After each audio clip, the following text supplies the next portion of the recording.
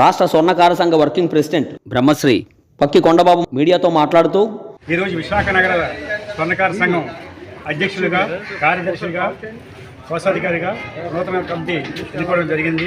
ఈ కార్యక్రమానికి ముఖ్య అతిథిగా మా రాష్ట్ర స్వర్ణకార సంఘం అధ్యక్షులు కరి వేణుమాధవ్ గారు దయచేశారు. కూటమి ప్రభుత్వం వివిధ వర్గాలకి ఎన్నో సంక్షేమ కార్యక్రమాలు, సంక్షేమ పథకాలు చేస్తున్నారు. విశ్వబ్రాహ్మణ స్వర్ణకారులని మేము నిత్యం యాసిడ్, సల్ఫరు, సైనైట్తో పనులు చేస్తాం.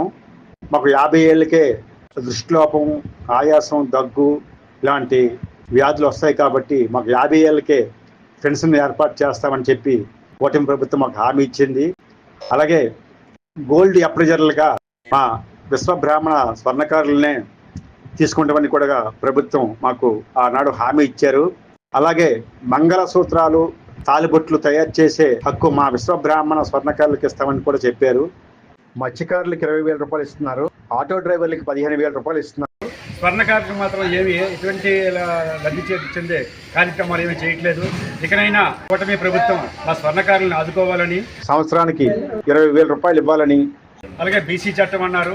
మా స్వర్ణకారులకి ఎటువంటి రద్దు చేసే కార్యక్రమాలు ఏమి చేయట్లేదు కాబట్టి వెంటనే ముఖ్యమంత్రి వర్యులకి చంద్రబాబు నాయుడు గారికి మేము వినయపూర్వకంగా కోరుకున్నది ఏంటంటే, పనులు లేవు, బంగారం రేటు బగ్గుమంది.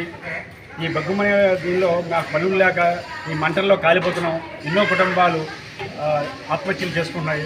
ప్రభుత్వం వెంటనే స్పందించి మా స్వర్ణకారులకి ఉపాధి హామీలు చేయాలని కోరుకుంటూ స్వర్ణకార కార్పొరేషన్ ఏర్పాటు చేస్తామని మాకు గతంలో లోకేష్ బాబు గారు మాట ఇచ్చారు.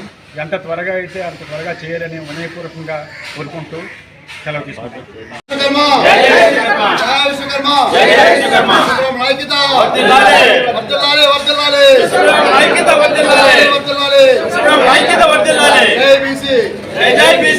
వేణుమాధవ్ గారికి